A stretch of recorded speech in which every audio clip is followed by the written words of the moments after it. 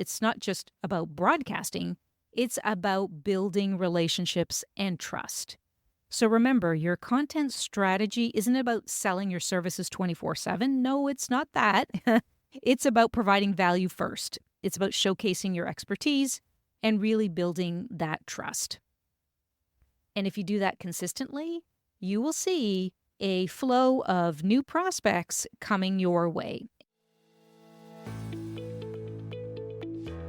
I'm Sylvie Garibaldi, founder and CEO of a well-established marketing training and done-for-you services company, tailored specifically for the modern legal and financial professional worldwide. While it's taken some trial and error to figure out which methods get the best results for professionals who are looking to grow their practices, fast forward to today, my team and I have nailed down and perfected a process that has helped so many of our clients consistently achieve outstanding results and create a legacy for their practices. I created the Serve First, Sell Later marketing podcast to give you simple, actionable, non-salesy, and results-driven marketing to grow your legal or financial practice like so many of our clients have. If you're a lawyer, mediator, financial, or divorce professional who is looking to become highly visible and wants to create a practice that makes an impact, then you're in the right place. Let's dive in. Hello, everyone, and welcome back to episode 31 of the Serve First, Sell Later marketing podcast. So today I'm diving into a gold mine that most legal and professionals are overlooking, and that is LinkedIn company pages. So here's a startling fact. While a very high number of independent professionals have personal LinkedIn profiles, only a fraction are utilizing LinkedIn company pages to their full potential, and some don't even have a company page at all. So it is a powerful tool, and it's definitely an underutilized one in helping to attract more clients, establish your company as a thought leader, and outshine your competition. And I know that our clients have had tremendous success by more than quadrupling the number of followers on their page in just weeks. And these followers ultimately become prime leads as prospects or referrals. So in today's episode, I'm pulling back the curtain on LinkedIn company pages, and I'm going to be talking about how to use them effectively. So whether you are a LinkedIn novice or you are an experienced user, I promise that you'll walk away with actionable strategies to transform your firm's online presence. But before we dive in, here are some very interesting facts that you should be aware of. There are over 1 billion users on LinkedIn from over 200 countries and regions worldwide. There are approximately 135 million users actively use LinkedIn each day. And over 67 million companies are on LinkedIn and have profiles. Another important number to consider is that LinkedIn has twice the conversion rates as other social media channels. And in addition, users who see businesses' content on LinkedIn are actually 6 times more likely to purchase from that brand. And lastly, companies that thoroughly complete their business pages and actively post receive more page views. So all of this to say that in today's digital world, your LinkedIn company page isn't just a nice to have, it's a very powerful tool that can set you apart in a crowded marketplace. But before we dive in here, you may want to check out our SG & Associates company page on LinkedIn and follow us for some more best practices. So if you go to www.linkedin.com/company/SG-and-associates, you'll be able to find out more about our page and see some best practices. I'll also put the link in the show notes for you. Okay, so the first area I want to dive in here is all about optimizing your page to make it a client-attracting powerhouse. So first things first, let's address the elephant in the room, your company logo and cover image. So I want you to think of these as your firm's digital handshake. So you want to ensure that you're really using high-quality professional images that reflect your brand. So for example, If you're a family law firm, maybe your cover image shows a diverse group of families, symbolizing your inclusive approach. Now, let's talk about your company's description. This isn't just a place to list your services, it's your chance to tell your firm's story.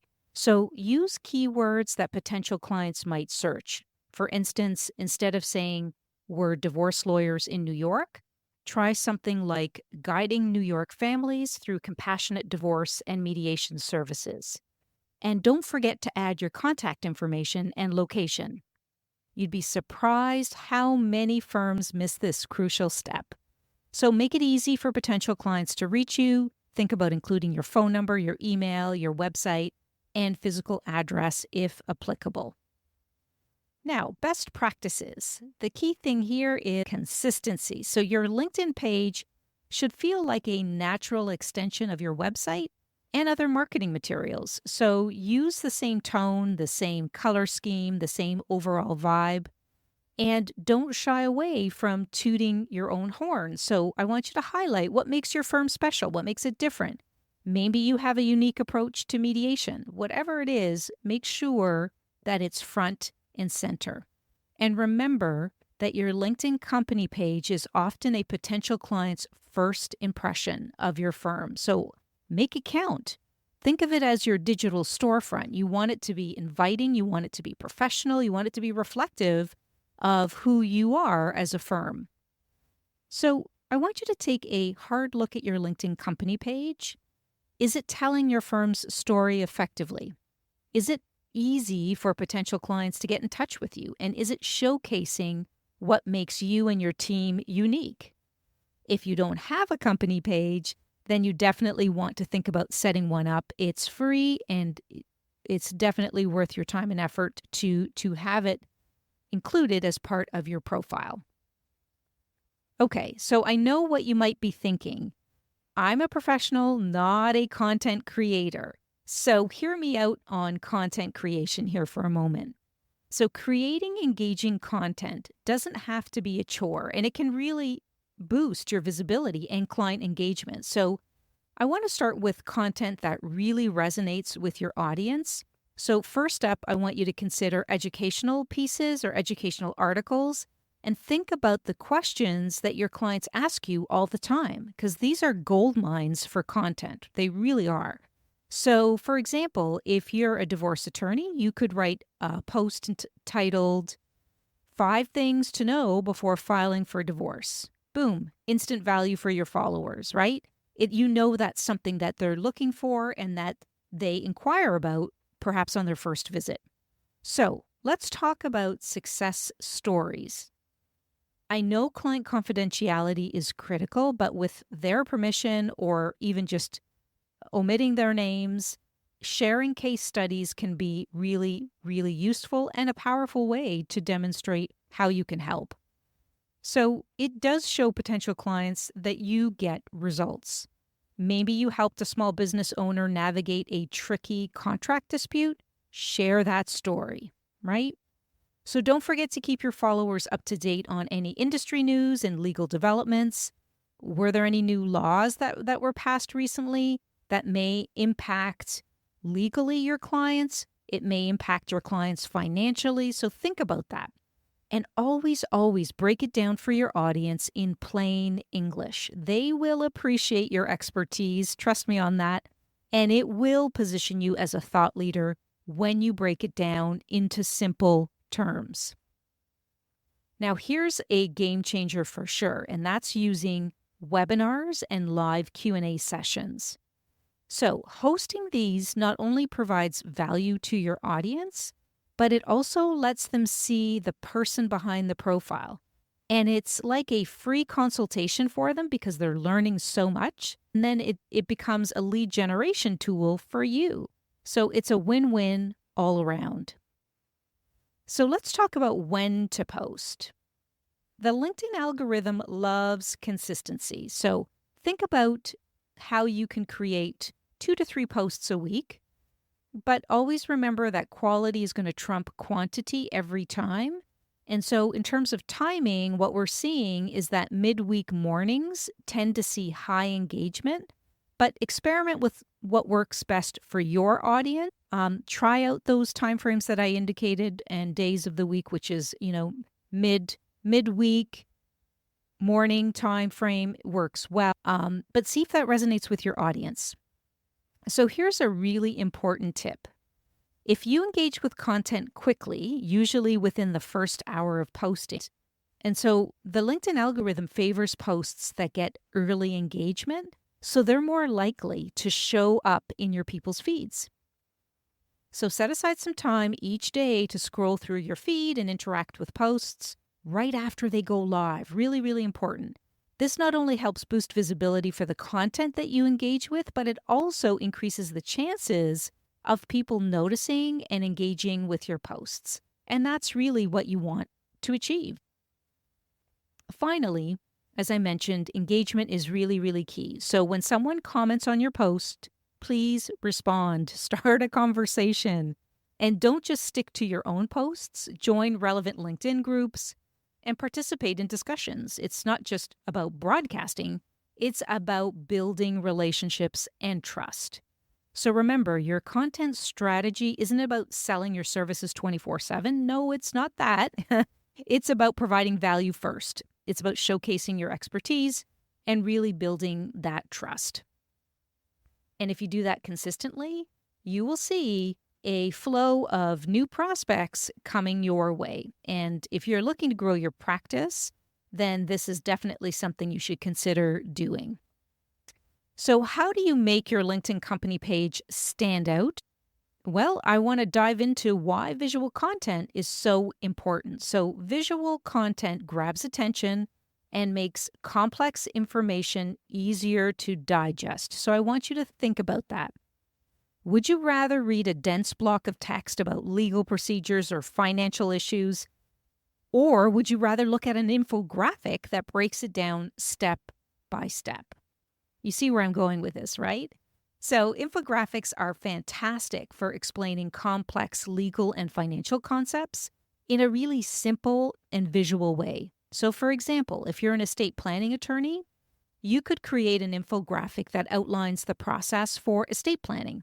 And this not only makes the information accessible, but also positions you as an expert who can simplify complicated matters. So photos and videos are another powerful tool. You may want to share behind-the-scene photos, maybe from your office, maybe snapshots from events or speaking engagements or webinars. And what this does is this humanizes your brand and it really builds a connection with your audience. So for instance, if you recently hosted a webinar on estate planning, you can share a highlight reel on that, and it gives potential clients a taste of your expertise and your presentation style.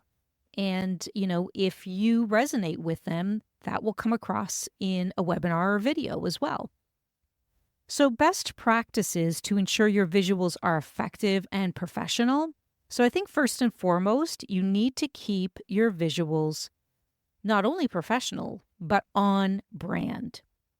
So you want to use consistent colors, fonts, and styles that align with your firm's branding. And what this does is this creates a cohesive look across all of your content. So for example, if your firm's colors are blue and white, make sure that your infographics and videos incorporate these colors. Simple enough, but is often missed. So I think if you have a page already set up, then you definitely want to think about how you can create that uniform brand on your company page. So when we work with our clients on managing their LinkedIn company pages, this is exactly what we do. We create the graphics and images that are aligned with their brand so that it looks cohesive. And I think that's really, really important to be able to do that.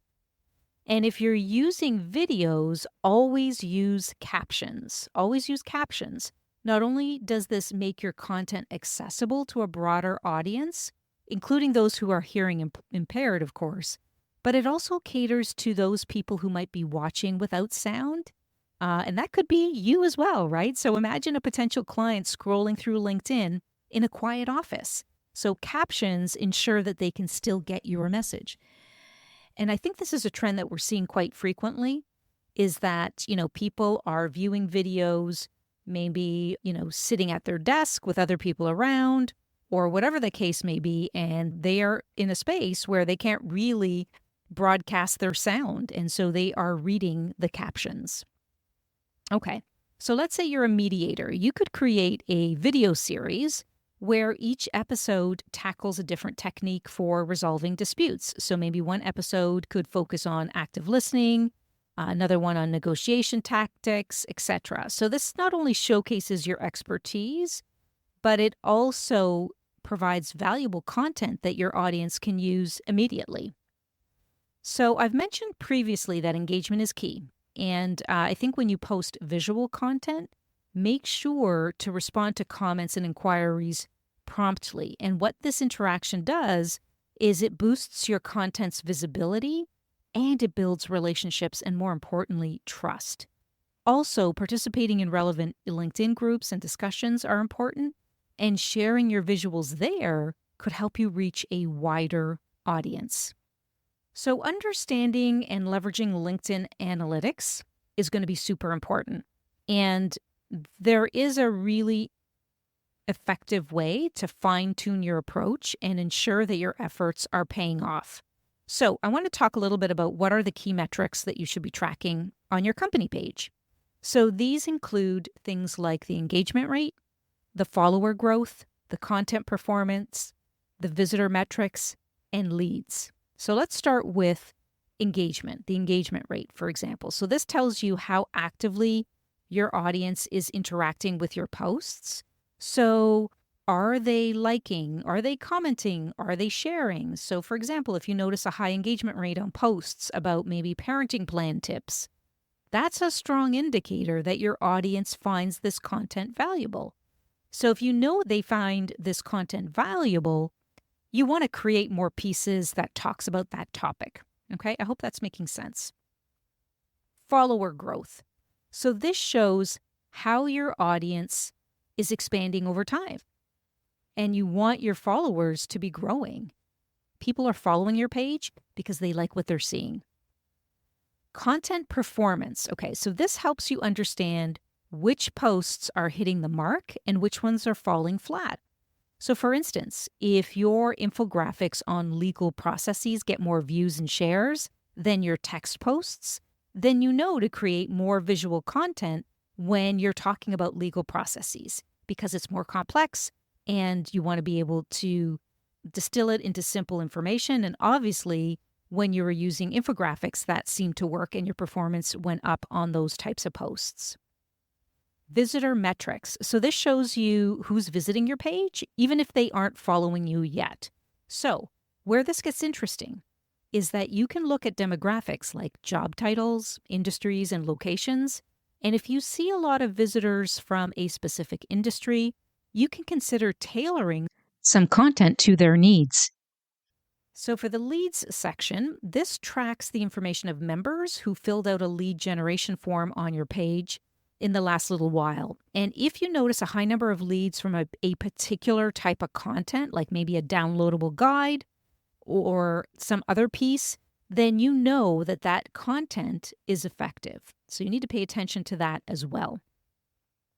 All right, so how do you identify which types of content resonate most with your audience? Well, LinkedIn Analytics really provides detailed insights into this. So I want to really keep this simple. So for example, you might find that your educational articles on divorce financial planning are getting more engagement, meaning likes, comments, and shares, than your posts about industry news, general industry news about divorce.